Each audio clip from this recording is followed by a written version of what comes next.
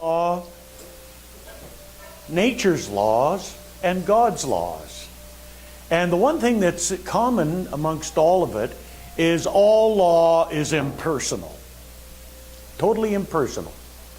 It's not picking on us individually. It's just there and it's impersonal. So I want to just start with man's law. We're going to go just a couple little things and get down into the real meat. I want to talk about God's law. However, man's law, again, I had an experience this last week with man's law. And you see, it didn't matter that I wasn't aware of what I did or didn't do. I became aware of it when enforcers of the law jumped out and pulled me over to the side. And I was quite amazed because I knew I wasn't speeding. And I was going through all the things. Why me? What did I do? And I guess I went through a stop sign. It was in a construction area. You know, in construction areas, they move the stop signs around and things like that. And I was dropping my buddy off, and I was coming back, and I didn't even see the stop sign. And the two lady officers, of course, said, do you know why we're stopping you? And I said, no. He said, well, you went through a stop sign. And I said, well, I didn't see it. I didn't even know it was there. Did it matter that I didn't see the stop sign? No, it didn't matter. I still got a ticket.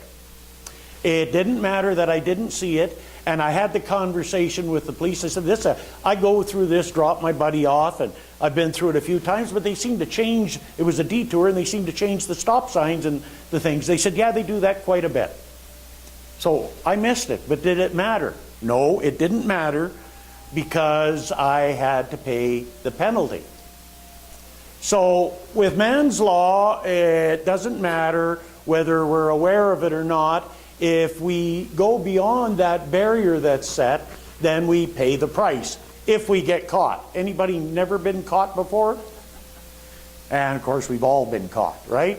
So there's man's law established for us, and then there's nature's laws. And some of the ones that there's a lot of different things. There's the law of aerodynamics, which Sharon is going to experience this afternoon when she is flying.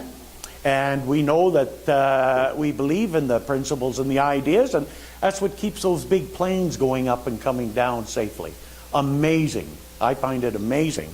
And then there's other laws like the law of gravity. And we've all experienced that. I got into an argument with a sidewalk last month because of the law of gravity. I just tripped, and man, I went down like that. And it didn't matter anything.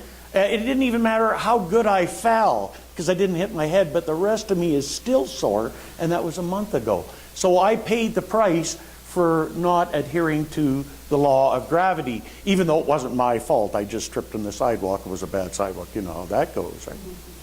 And I remember learning about the law of electricity, about how it works affirmatively, and what can happen if you use it against its nature.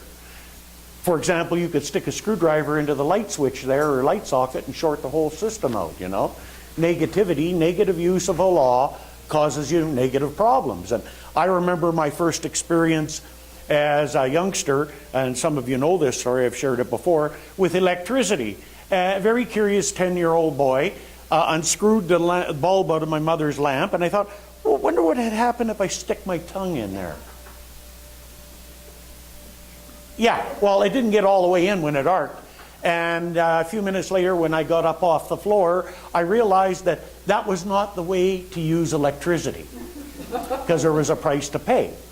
And so we become aware of man's law and the law of nature's, the obvious ones, generally speaking, through misuse and causing ourselves some grief. Anybody here ever have electrical shock? Yeah, so we all, that was the law of electricity not working the way we want it to work. And it's a shocking experience. Now, the next level we want to go into is one that's not quite as tangible for us to see in our day-to-day life, but operates on us constantly all the time, and that's God's law. Dr. Holmes opened up in page 403 of the Science of Mind textbook, page 80 in the Science of Mind textbook. He said, God is threefold in its nature. God is spirit, or the self-knowingness. So that's the self-knowingness within ourselves, to be able to know who and what we are and how we operate in relationship to everybody else. God is law and action. And this means the way in which the Spirit works. So the law is the servant of the Spirit. So we have the ability to be able to be conscious and aware, and the law of God that operates through us is the servant of this self-knowingness, and God is the result or body, which is the manifestation of the Spirit. So that's the threefold nature. So the way I choose to try to understand this one idea is by looking at different applications of law and how it works in our lives. So I want to kind of talk about this one law, because there is only one law, but I want to talk about it in a few different ways so we can gain a deeper understanding of how it works in our lives. And so the first idea is the law of cause and effect. So, okay, we got the thinker, which we could call the seed. And then we got the law that operates on that, which is the soil, or the subjective nature. And then we got the body, or the result, which is the plant. The seed, the soil, and the plant. And so, the law is impersonal. The soil is impersonal. Doesn't matter if you plant thistles, stinkweed, marijuana, or potatoes, corn, and peas. Doesn't matter. No, it doesn't really matter, because the soil is impersonal. It operates on whatever is planted, and it will produce those results. Even though we might be expert gardeners, no matter what we do and how well we nurture the garden, there always seems to be weeds growing. Have you noticed that? Doesn't matter what. Because the seeds are either there and haven't had the right conditions to be operated on to bring them into form, or we have new seeds that flow into our garden and begin to grow. But they are there, and they will grow according to the nature. And it doesn't matter how long the seeds have been there, the conditions are right, they'll grow. A couple of real good examples of that was in the Second World War, when the bombing of the Battle of Britain was going on, and the Nazis were bombing London. Some of the craters created big holes, and soil was brought up to the top, and plants had grown that hadn't been seen in 200 or 300 years. But the seeds were always down there waiting for the right conditions. We can see that more appropriately if you go into an area where there's been a wildfire. Anywhere in the Rocky Mountains. I spend lots of time in the Rockies, and anywhere in the Rockies where there's been a wildfire, 4 or 5 years after where the wildfire is, you'll see a phenomena of a tree that always grows, and that's the pine tree. Those are the first trees that grow after a wildfire, but you won't see them. It could be an area totally decimated with no pine trees at all, just spruce trees and other trees. But when the fire goes through, a pine will grow, because it takes the heat from the fire to crack the shell on the pine tree, so the pine seed, so it can grow. So anywhere you go after a wildfire, you will see pine trees growing, okay, because the conditions are right. So anything will grow into our experience. Any type of seed will grow into our experience if the condition is right.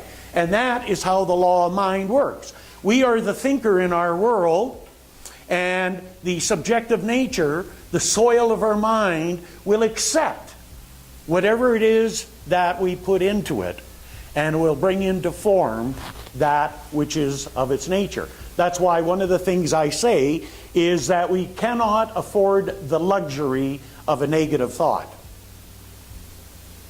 We cannot afford the luxury of a negative thought. How powerful is thought? How powerful of an experience can it be?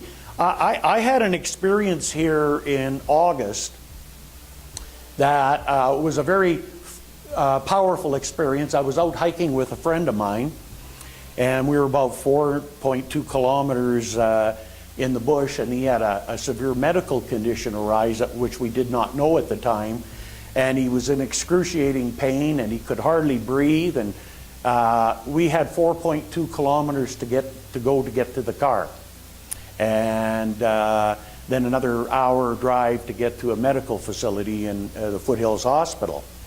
So when we were at that starting point where we realized there was a problem, then we had this 4.2 click walk to go. Now, you cannot afford the luxury of a negative thought in any given circumstance or situation.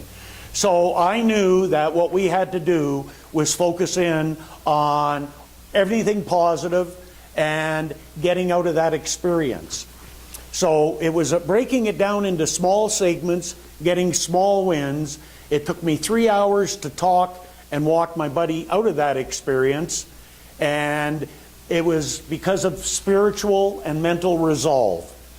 And that idea of working with the Spirit and the spiritual philosophy and keeping everything in the affirmative. No matter what. I never stopped talking to him. He doesn't remember hardly any of the whole trip, but I never stopped talking to him, and it was little wins. 50 meters, 100 meters, another 50 meters. It was like that for 3 solid hours. And when I got him back to the car, and he got in the car, he looked like death warmed over, turned all gray, he could hardly talk. I got him into the hospital, and they admitted him into the hospital, and he'd had a major heart attack with a 90% blockage in one artery. And the next day when I went in to see him, the cardiologist was there and the team, and my buddy said, "This is the guy that got me out." And the cardiologist, he looked or turned around to me, he shook his head. He said, "How the hell did you do that? How did you do that?" Because to them, with what they know, he was a dead man. Okay? They just do not understand how he could have made it out. And they tried to explain it, well, he was in pretty good physical condition. And so they tried to explain it that way. Because that's all they can do when you're dealing at the plane of the physical. They have no concept or idea of mental and spiritual resolve and mental toughness that was required to do that. Because for him, he was a dead man. And I used the same system on him that I used on myself to get back last year before alive from Italy when I had my medical condition in Italy, and that worked. So you see, you can't afford the luxury of a negative thought. A negative thought would be like sticking a screwdriver in there and expecting to have the energy flow clearly. We can't do that. I did not know, we did not know he was having a heart attack. We did not know anything. We just knew that it was an urgent situation. He was in a lot of pain and he could hardly breathe, and we didn't know what else. I didn't know what else to do. For a moment I panicked, then stopped. I got myself centered spiritually. I did my spiritual work, and then I focused in on each little aspect. And any time he tried to go somewhere in his mind that wasn't positive, I brought him back. Always conserving his energy. Always getting him to the next place. Always getting him there. And behold, we made it, and he's alive today, and he's doing well. He's coming along. But still, the people that were the head cardiologist and the team still did not have any concept or idea of how we did that. Now, I went back to that same place, actually about 3 weeks ago, just to go over it again in my mind and not look at the smaller steps, look at the big picture. And when I looked at the big picture, I do not know how we made it. At that bigger picture and opening up to that idea and not working with that spiritual and mental resolve, there was no way I could see how we made it. Okay? So that law that works through us by means of us is there, and it accepts everything that we put into it. And of course, things that we put into it a long time ago and energized have become what we call our belief system. And those belief seeds operate on us automatically. However, here's the thing that we've got to watch for. Not only do our positive beliefs operate on us and through us, so do our negative beliefs. And those are the negative things that we choose to accept in our childhood about ourselves, like maybe I'm stupid, or I'm not good enough, or I'm not loved, or I'm not understood. It doesn't really matter what it is. We've accepted those type of things, and of course they will continue to produce results that will reflect that. They're mere reflections. I do a lot of work with this with people one-on-one. I don't have people coming to me with problems saying, oh, you wouldn't believe the good things that are happening to me. I just can't deal with it. I need some help. But it's the same law that works to bring the good stuff as it brings the stuff that we deem not so good. So generally my work's around the stuff that's not so good, because nobody wants to tell me how they're upset about all these good things that are happening. Does anybody have a problem with the good stuff? Yeah. No. It's the other stuff that we have a problem with. And so it's about understanding that the law is there, it's perfect, it's going to work regardless of what we think. It'll work. However, if we believe that it works, it will respond by working. If we believe that it doesn't work, then we get to be right about that too, and it'll show us how it doesn't work. And we get to be right. So it'll work for us either way. Doesn't matter. It doesn't matter what we think into it. Whatever we think into it will become our experience ultimately. So that's the law of cause and effect. Another thing here that we have, it's a thing. Anybody ever heard of the concept karma? Instant karma is going to get you. Okay, that's the sowing and reaping part of something. And one of the most powerful experiences I ever had was with that, and the karma and the cause and effect, is I'd done something in 1969 to somebody that wasn't a very nice thing to do. Okay, I actually tormented somebody and drove them over the edge. I thought it was a funny thing, a big deal. And when they come back into my experience, I just give them that little extra push, and they ended up being mentally incapacitated. And I thought, whoa, it was a big thing. It was funny. I joked about it and everything like that. However, I went through a circumstance in 1997 where I burned out. And in this burnout, I had panic and anxiety attacks, and I had lost complete control of the world around me and everything. I'd lost everything. And there were two parts to that experience. One was a learning experience to advance me, and 7 years after that, I come to know another experience. And I was sitting in a car wash one day washing my car, and I had a thought go by me about what I'd done to this man in 1969, and then it come right after it, what I had experienced with burnout in 1997. So I got to experience fully what it was like to become incapacitated mentally. And at that time, I then knew what it was that I had done to that man. And so I had that opportunity and experience by the grace of God, and have the awareness, understood that that's one of the things that I garnered from that experience. I really got to see what I probably did to that other person. It wasn't a very nice feeling, but it was nice to know that I understood that whatever you set into motion may not come back to you right away, but it will come back down the line. And so it's really important that we're aware of what it is that we set into motion, because we will reap the benefit of it down the line. It might be 5 years, 10 years, 20 years, 30 years, but we get the benefit of it. I remember working with cause and effect with my daughter when she was young, and I lost her. Her mother moved to Vancouver with her for 6 years, and it was always my desire to have the opportunity to have a closer relationship with her.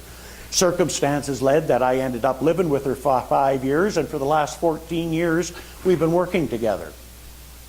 Okay, because I handled that situation the right way and not the wrong way. I handled it in a proactive way rather than reactive.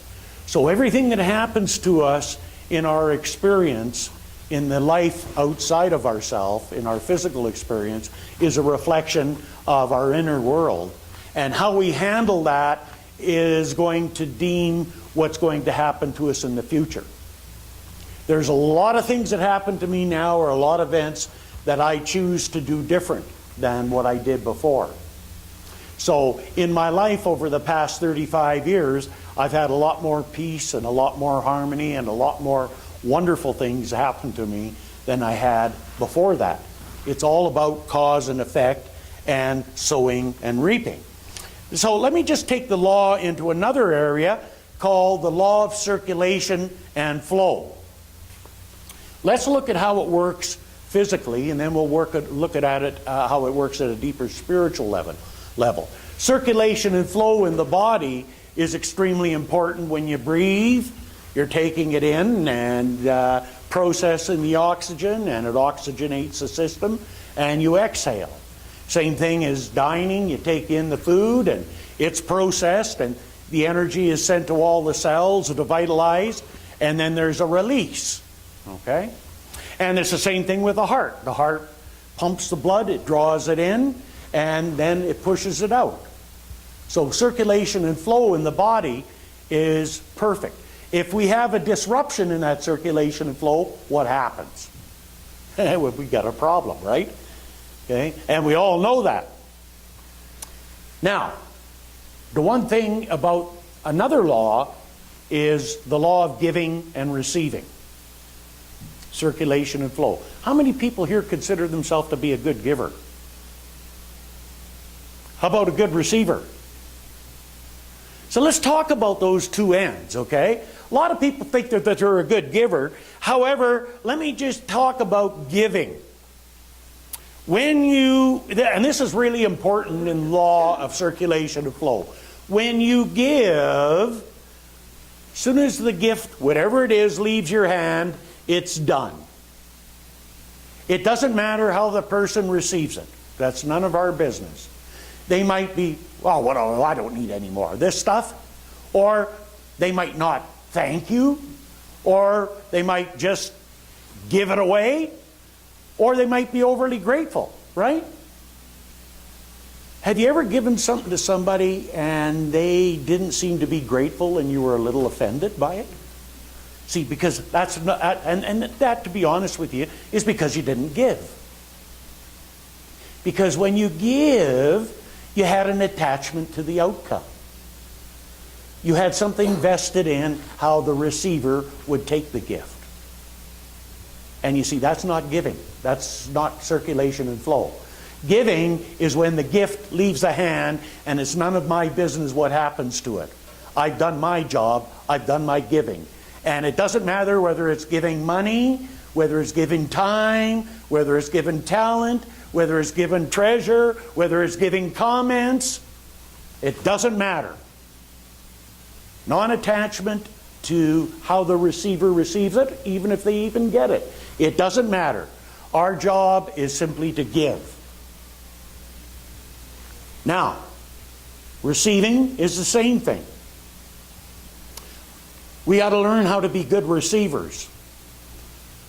You know, that's a real... I got really ticked off at Nadine and Susan last year. They really rattled my chain. Because I was in the hospital, and I'm a bit of a control freak, and I was out of control. I mean, I wasn't in control of anything. Nothing. Right from the cleaning lady to the surgeon, they were all controlling my life, and I was on an as-need-to-know basis.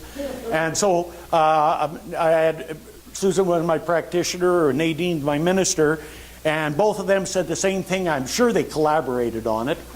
I was really upset. They said, "Oh, Doug, now you're going to get a chance to learn how to receive." Well, why? I'm a good receiver. I mean, what are you talking about? Yeah. Well, I had to receive all the gifts right from the cleaning lady to the surgeon that were giving it to me. And then I come to the stark realization, if you really want to learn how to receive, you got to let go of control. Which was a tough one for me. So being in control, I took control of the only thing I could, and that was my own attitude. Okay? So I worked 100% on my attitude while I was in that hospital experience, because that's what I could control. And you know, by doing that, I was also giving.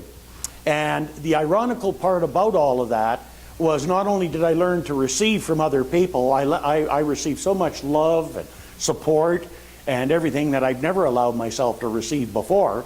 However, I took control of what I could, and I worked on my attitude, and I had a number of the different staff and patients there, including one that's still a friend of mine today, tell me that I was an inspiration to them. And I wasn't trying to be an inspiration. All I was trying to do was be in control of what I could be in control of. And rest be assured that there's only one thing that we can ever be in control of. That's our own thoughts and our own actions. We can't be in control of anything else. That's all we can be in control of. And so when we can accept that and release the need to try and control everything else, by the way, it's a full-time job for some people. When we can release that need to control, then we can receive. And then the other thing about receiving is, how many times somebody tried to give you something, you say, oh no, that's okay, no. They tried to buy you lunch, no, you don't have to do that, no, no, no, no. Has anybody ever done that? Yeah, well, I'm going to lay a guilt trip on you right here, huh? So first off, not only are you blocking your own flow by saying thank you, you're also depriving somebody else the opportunity to give. So you'd never want to deprive anybody the opportunity to give. Okay? Let them give. Well, what happens if somebody's giving you attitude? Well, you just say, well, thank you for sharing. That's what I say sometimes anyhow. Whatever. Yeah, I know it does, and you know what the answer to that is. That's before I get a control of what I'm doing and what I'm saying. So that's circulation and flow. One of the greatest things that we can do to practice that law is learning how to give and receive without any attachment to any outcomes or any attachment to it all. Simply, thank you, God, for receiving, and thank you, God, when you give. Doesn't matter what happens when the gift leaves your hand, and it doesn't matter where the gift comes. I was always in Red Deer. I had in the church there this couple. They brought me these really expensive, big thing of chocolate toffee from Britain, high class stuff, and it's just what you need when you're on a reduction program. And at first I was upset, you know, and then I realized I was blocking my flow. So I used to gratefully receive the gift, give it, and then I change the tag and I give it to someone else. Okay? Circulation and flow, just kept it going. No attachment to it, just felt gratitude for receiving and gratitude for giving. That's one of the things that we can practice in our day-to-day life, is that gratitude. Then there's the law of attraction. And again, there's a lot of different ways you could see that. It's only one law. But it's, we are always either drawing to us or pushing away something. And Dr. Holmes said the law of attraction or repulsion are entirely subjective. So these laws are not something that we consciously say, okay, well, I'm using the law of attraction today. It becomes a result of our embodiment or our position or who we are will draw to us. Give you a good example. Anybody here ever had any bad luck with relationships? No. Yeah. Yeah. Okay. So, yeah, you know, I got one of the finest individuals I've ever come across into my experience as my partner, and that's Anna. And everybody always tells me I'm lucky to have her or how fortunate I am. And I tell them, and I say, no, I'm not lucky. I deserve her. I got Anna by right of consciousness, which is a true story. Okay? She's a wonderful person and great, but I attracted her into my experience. And it didn't come without a lot of pain. I had 3 marriages that didn't work. One in the 70s, one in the 80s, and one in the 90s. I'm not the kind of guy that gives up. So I decided I was going to make a list and figure out what was wrong with these 3 women so I could get it fixed so I didn't attract the same thing again. And after going through the list, there was only one thing that stood out in all 3 lists. Guess what it was? It was me. Oh, great. Just what I wanted to know. That's the worst thing about knowing about this stuff, you know. You get your answer, then you got to deal with it. And I'll tell you, it's always kicking and screaming at first, like with Nadine and Susan. I didn't like what they told me about receiving. Well, I didn't like it when I was on the list. So I said, okay, that's it. I'm going to go through and work on myself and change the things I need to change within me, my attitudes, my beliefs, and with respect to that, and become a better person. And then we'll see how that works. And surely I took 4 years to do that, 3.5 years actually, to do it, to work on it. And lo and behold, one day, because I knew what I was looking with and what I was looking for, there in the elevator doors open, and in walked Anna, you see. Or me, one or the other, I can't remember which way it was. But anyhow, I remember that experience explicitly, the elevator thing. And lo and behold, that ended up being the right and perfect relationship for me, and obviously for her, because she needed some growth and experiences also. And I'm the kind of person that can give that to you. Yeah, there you are. Woohoo! That's true. So it's a law of attraction, but always remember there's two ends to every stick, you know. And I worked with a couple of ladies before, a number of years ago on my program, and I told them, because they all had men issues and they hated men, because they were all the same. And I told these two ladies that after they go through my program, that they'll end up meeting a very wonderful man that they couldn't have believed they would have met before, and they'll end up getting married. Now, I'm not going to tell you exactly what those two ladies said, but it was very short, and there was only a couple of words. You can imagine what they said to me. And, you know, they went through that, and they went through releasing their dislikes and looking about what was good about them. Because a lot of people know what they don't like, but they don't know what they do like, or they don't know what they want. Spend more time on what they don't want instead of what they do want in relationship. And, of course, in order to get what you want, you have to become that. Because you can't attract somebody that isn't going to be compatible with your beliefs about yourself, both likes and dislikes. So that's an automatic thing.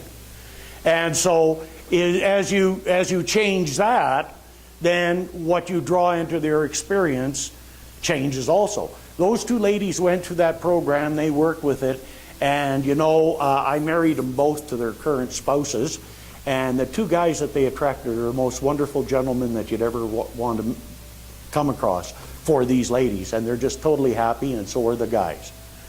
And so that's one of those cases where I told you so. I got to feel good about, and I also got to do both their weddings, so that was the kind of neat thing. So law operates subjectively according to your belief.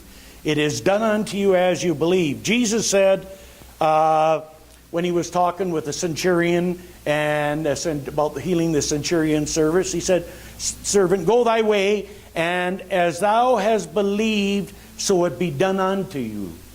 So it's done unto you as you believe. And of course, the belief is a subjective thing. It's not something, oh, we could say, I wish for this and it'll happen. We've got to come and believe eventually that we're worthy of the experience. And as we believe that, as we have that energy, that thought that I am worthy, and we energize that, eventually it takes away all the I'm not worthy, and it draws to us to experiences that will relate to us in a way that we're worthy.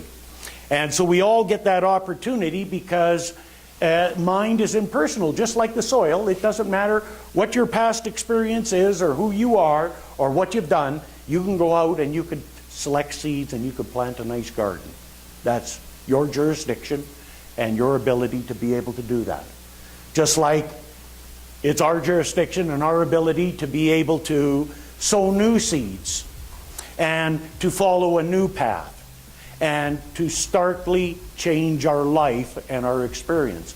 That's the only reason that I'm here today, is because I've been able to do that.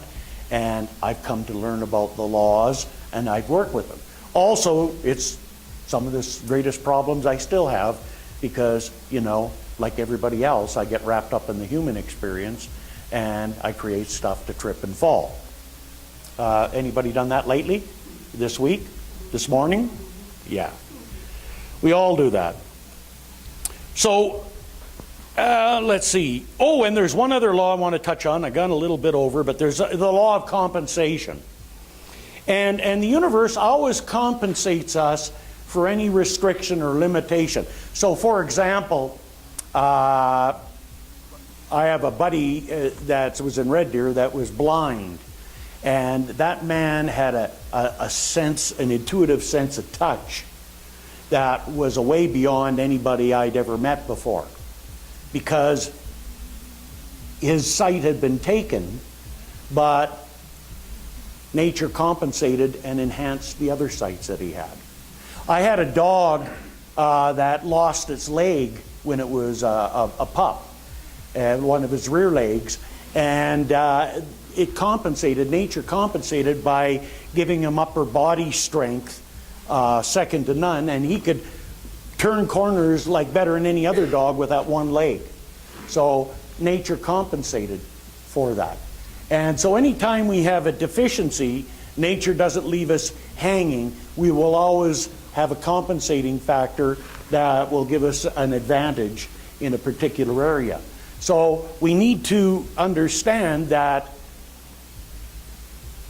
we are not all good in all different areas. I learned a long time ago not to fix things, not to do mechanical things, and not to draw pictures, because I wasn't good at it. And I used to get down on myself or say, what's wrong with me because I couldn't do that. I don't even bother with that today.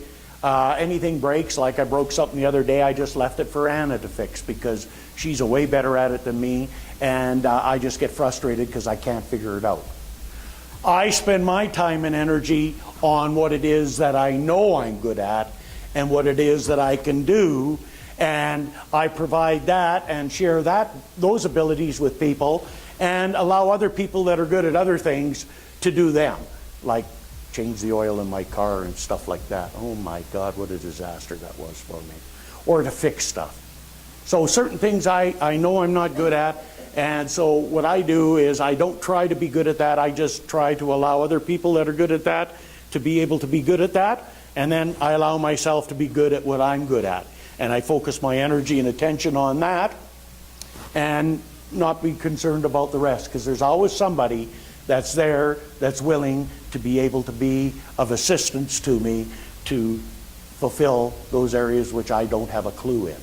Okay? I just don't have a clue. When I was telling you about that story about being with my buddy out in the bush there and getting him back, everybody that I work with him, and people in his family and the doctors, even the doctors told him, they said, you know, it's a lucky thing that you were with Doug and he was with you, the person that was with you, because if it had been somebody else, you might not have made it. Okay? Because I did what I was good at. I'm good at spiritual and mental resolve and standing in the light and holding that. That's what my strength is. I can do that real well. There's a lot of things I can't do, but that I could do really well. So know that the law is impersonal. It's always there working for you, not against you. And it's up to each and every one of us, with every thought that we're thinking, to know that that's going into this great receptacle. And the predominance of our thought will become our experience somewhere down the line. So I know for you, as I know for myself, that God is good, God is great, so are we, and so it is. Thank you.